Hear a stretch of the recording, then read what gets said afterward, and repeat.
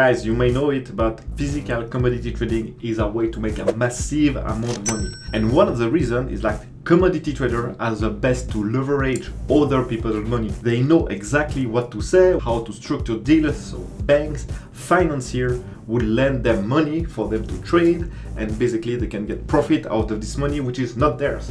So this is a perfect vehicle to leverage other people's money. So in this video, I'm going to explain how those financiers screen commodity deals. So then when you bring a deal to them, you understand how they think, how they look at it, and then maybe you can modify it for you to have a better chance to get finance.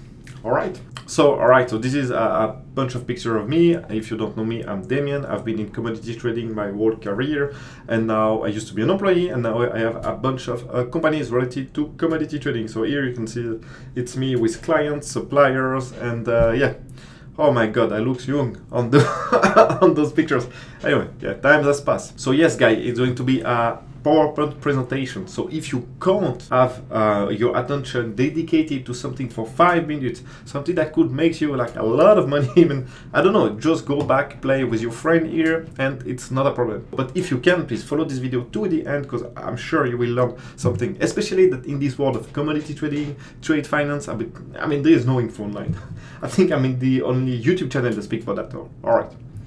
So yeah, so in this video, I'm going to show you, explain how you can get this sweet money from Chad, from yeah, how you can get this sweet money and how you can get people to lend you money for you to deal with. So then you can make money, help your family, have a lot of girls, or do whatever you want with it. All right. So the first thing that you need to know is there's different type of financier, and this is, I guess, the most important, because different type of financier will finance different part of the supply chain. So the first question that you need to ask anybody that well, you start a conversation to see if they can finance your trade is, where on the supply chain do you feel comfortable to finance? Because let's take like a very simple example. So let's take a typical trade. So in a typical trade, let's say that you purchase FCA, and that the payment term is going to be like 30% prepayment, 70% against loading document.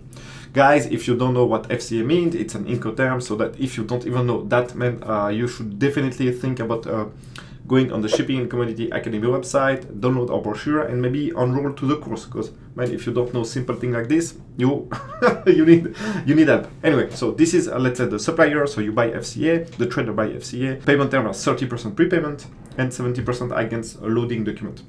And then on the buy side, on the sell side, sorry, they are going to sell SIF, and then the payment term is going to be 90 days from shipping date. Right? I should have written like maybe BL date, but I'm trying to not use jargon, so so then more people can understand what we are talking about. Anyway, so this is a timeline of the trade. So the first thing that would happen in terms of payment, in terms of flows, is the prepayment. So the prepayment is like, this is a bit like specific, but it's quite important depending on which financier you work with. So there's like, I would say, two types of prepayment. One will be a prepayment where there is no good, no commodities, nothing is produced and it needs to be produced. And another one when the goods are clearly identified. Maybe a bit too specific for this video, but anyway.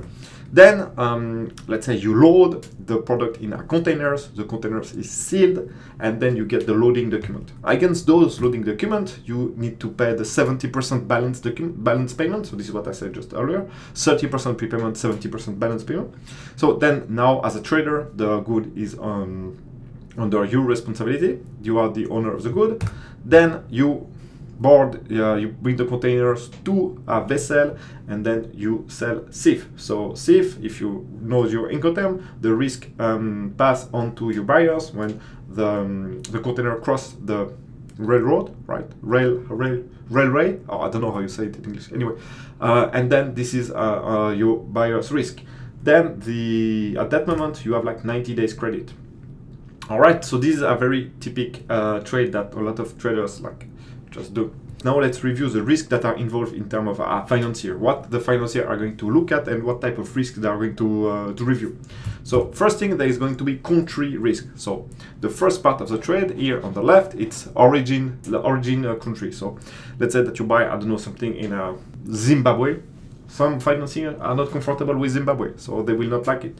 Or DRC, the Democratic Republic of Congo, some financiers will not like it again. So again, here there is a country risk. The first country risk is a country of origin, and then the country of destination.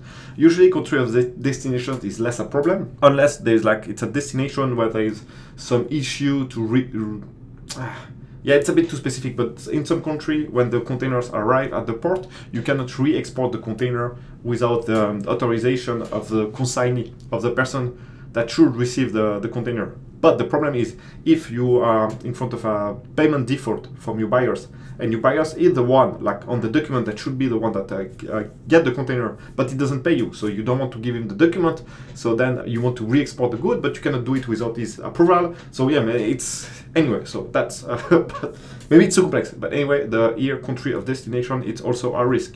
Then there is going to be the financier is going to look at the 90 days credit that you give to your buyers as buyer credit risk. So this is basically the credit risk. So this part here, those 90 days, man, they are the easiest part of the trade to get finance. A lot of companies are doing it. Some call it factoring, invoice financing, whatever, but this is the easiest part to get finance. Obviously, if you sell to a credit-worthy company, like there's a bunch of companies that do credit insurance. So if your buyer is big enough or it has not everyone else before you and still has a possibility of credit insurance on him, then you can get someone to finance this part, and it's going to be the easiest part of the trade to get finance. The other side of the trade, there's also a credit risk, which is going to be the prepayment. When you prepay something, some financier will put that under credit risk, because you have basically the only risk is the risk of the supplier at that moment. And then the other risk is the cargo risk. So once the good is prepaid and identified, so we know exactly which goods you are going to buy, then there's a cargo risk. They say that, okay, all right, so there's now a risk with that cargo. If the cargo is not within the specification, or if there's like any issue with that cargo, then there's cargo risk. Cargo risk most of the time can be like mitigate with like inspection, with insurance, transport insurance. There's a lot of things that could be done to basically mitigate the cargo risk. All right, so now for each part of this trade, there is some financier that prefer to finance or that will finance at a different cost. So as I said, the easiest part of the trade is usually the credit risk. This part of the trade it's extremely easy to get finance. Then there is like this part where there is a cargo risk. So this part where there is a cargo, it's also another part which could be, I would say, quite, I don't know if easily is a right term. That could be financed because the financier here, the collateral of the financier is going to be the cargo. So usually it's going to be like a repo, a pledge, or whatever. But what happens in terms of risk is that the financier is going to be the owner, let's say, of the cargo during the time of financing, right? So this is a way for the financier to have a collateral, right, of the financing that he's doing. So he's not financing you, small company, but he's financing the cargo, right? And this is the same here with the credit risk. Basically, here the financing is not financing the small trading company, but is taking the risk of the big buyers with his good credit risk. Right? So it's always important to understand what type of collateral want the financier in front of the money that they are going to lend. Because if you are like me, you have no money and you have only small companies, then the balance sheet of your company is negligible. So nobody wants to have that in front of them. They want to have like the cargo or the credit risk as collateral. Is it clear? Hope it is. If it's not, then show it. Rewatch this part. Right. Then the other thing that the financier is going to look at is the team experience and the Tradeflow experience. So the team experience, so if you are new, like you are a kid or you have no experience, I would say the best way is to find someone which is about to retire or retired that has experience with the Tradeflow, with the product, with whatever, just to say that to the financier. So yes, in my team, I have this guy, and so on. Even though they do nothing, maybe they will participate at the call, but you just want their name and their CV, and you just want to say that they are on your side, so they will help you to avoid any completely stupid mistake or rookie mistake. So yeah, now I'm a little bit older, so I have like more experience. So my experience should be enough, but when I deal with like a completely new country or a completely new product, I always try to find someone that has this experience to plug it on my team.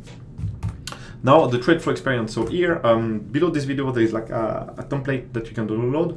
I mean, just I think if you put your email, then we will send you the template, and you can just copy paste it. But basically now what the financier want to see is that you have experience with this trade flow, because they don't want to finance you for you to make mistake with their money, right? So they want to know that you know what you are doing, basically. So the best way to show that you know what you are doing is like to show them a proper deal sheet. Like, so first information that you need to send them is about the seller. So the most important is the past performance with the seller. What have you done in the past with that seller, right? Seller bank's details, it's always useful because they want to know which bank do the guy use, payment term, of course, prices if you are talking about the flat price, different price, and so on. And usually price is only an estimation because you don't really know when you don't have a deal. Sales Incoterms, yes, of course, and export document. So which document the seller is going to provide to you. Now, same with the buyer, exactly the same story here. And then all the other details about the deal. So commodity, which commodity it is, the quality that it is, the full specification. So quality specs, it could be a bit the same, but you need to know the full specification. The quantity, again, could be an estimation. Shipment date here, also an estimation. Freight forwarder, so this is the guy in charge of moving your cargo. Well, your experience with this freight forwarder. Insurance companies, obviously you are going to insure your cargo, don't be because the financier doesn't want to be the one paying the cargo if there is an issue. The inspection is the company if you need to use an inspection company or not. Hedging, if there are like any hedging involved, and forex is the same. So basically you need to like if you want to appear professional, and I think you do want to appear professional, you need to have all those information. If you don't have all those information, that's mean that you are not professional and nobody will lend you the money. That's pretty much it. Man, I've seen so many people, they said, oh Damien, I have this deal, blah blah blah. I said, all right, so this is the information this is what I need to know about your deal, and they never came back because they are basically amateurs. So you don't want to be an amateur, especially when you take someone else's money, man. All right, so go below this video, download the template, and yeah, man. Again, if you are like this, I mean, you are like me. You started with nothing, the money, and you want to know what to sell, how to behave, what to do to get money from the Giga Chad here. Well, just follow this template, man. And if you really know nothing and you feel that this video was a bit too much for you, man, you think about enrolling to the Shipping and Commodity Academy. It's been more than 5 years that this academy has been running, and I mean, we have now kids that work for all the big firms. I think all of them, honestly. I don't know one big firm that we don't have a former student that worked or are currently working in this. And then we also have like a bunch of guys that started their company based on our teaching. So yeah, that's pretty much it. You will find everything below this video. And yeah, see you in the next one. Ciao.